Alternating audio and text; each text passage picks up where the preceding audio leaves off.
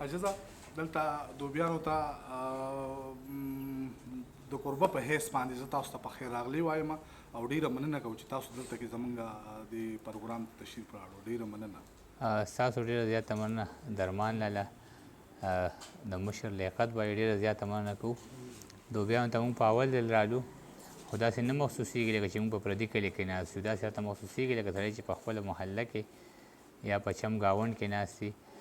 یوازې د لیاقت بایي نه نور چې څومره دلته دوی کشران دي یا د کویټې نه ډېر مېلمانه راغلي دي یا د حجرې کوم ملګري دي، نو ټول ډېر خواږه او درانه خلک دي. د ټولو یوه نړۍ مننه.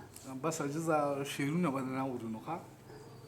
شعرونه خو زموږ ډېر ښه ملګري ناست دي، او تر صاحب دی، پرواز دی، لیوال دی، اسمار دی، انورخیال بونیری، امیر بېقرار، صاحب مانیروال دی، ډېر ملګري ناست دي. زه یم چې شعرونه د هغوی نه واورو. ما خو داسې څه به لیکلي هم دي، خو چې څه مخې ته راغلی اسنین هم موږ سره راغلی دی، رښتیا سنان هم ناست دی، هغه دی د هغوی نه به ترنم یې اورو. دا خو ډېر ښه او کار بس تاسو خپل نمبر دی هغه به تیر کوي او ورسره به بیا دی اورو.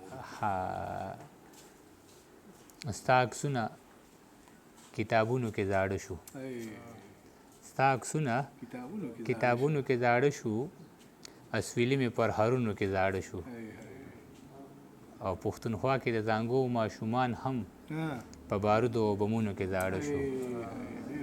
پښتونخوا کې د زانګو ماشومان هم په بارودو او بمونو کې زاړه شو، ستا تصویر مې پکې یو هم ځوړند نه که، ټول میخونه دیوالونو کې زاړه شو. دا بیا ووایه ستا تصویر مې پکې یو هم ځوړند نه که، ټول میخونه دیوالونو کې زاړه شو. زه رقیب او ریبار درې واڼه ده، د یو ښکلي په لوظونو کې زاړه شو. او چې خفه پې درنه خپل پردي یاران دي، د دې ګټې مثالونه د تاوان دي. چې خفه پې درنه خپل پردي یاران دي، د دې ګټې مثالونه د تاوان دي.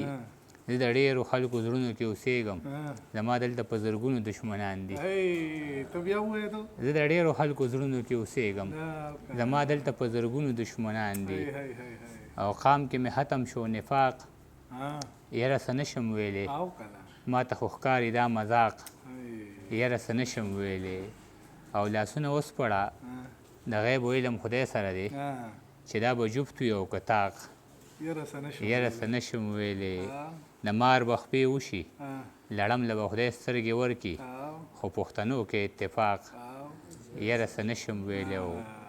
زه د دې خپلو پښتنو قاتلان پیژنم، خو زه د خپلو پښتنو قاتلان پیژنم، خو اوس په مې تیر کې څوک الواق، یاره څه نشم ویلی. او واجده ما به د انځر ګلونه لیدي وي، خو د کلینډر سړي اخلاق، یاره څه نشم ویلی.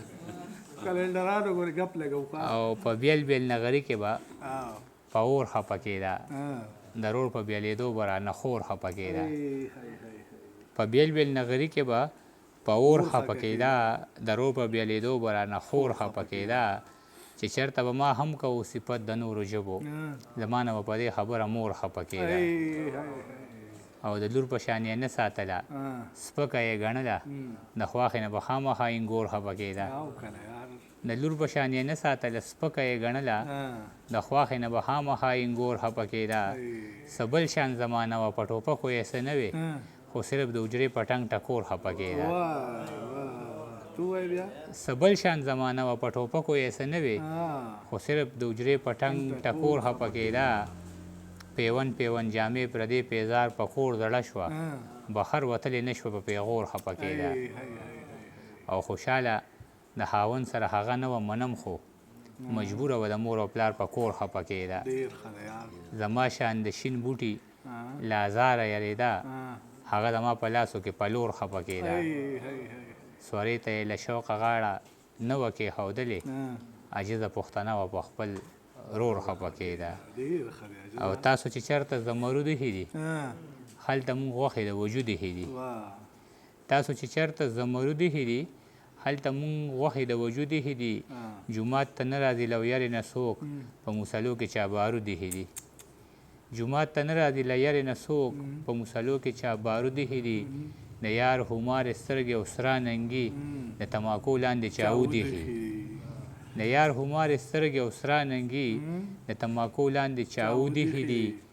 د ستمونو شمار یې نه دی معلوم خو کرمونه یې محدود ایښي دي چې پښتانه څوک قتلوي اجده مونږ پې نومونه د نمرود ایښي دي ډېره مننه درمان صاحب بس نشته را سره څه نو دغه شعرونه و بس دغه ځواني زه وه یو چې کلام بل ووایه چې هغه وي بس خیر یې وي ډس که په ده که په هغه او که په تا کېږي جنګ که د هر چا وي تاوان پکې زما کېږي ډس که په ده که په هغه او که په تا کېږي جنګ که د هر چا وي تاوان پکې زما کېږي نه په سلګو کېږي اشنا نه په ژړا کېږي ژوند چې بېیاره شي نو صرف په سودا کېږي ما سره دا خبره څوک څوک منې لاس اوچت کې زمونږ په هر تاوان کې ګټه د باچا کېږي ما سره دا خبره څوک څوک منې لاس اوچت کې زمونږ په هر تاوان کې ګټه د باچا کېږي تسلي مه راکوه لرې دروغجنه یاره په مونږ چې څه کېږي نو دا ستا په رضا کېږي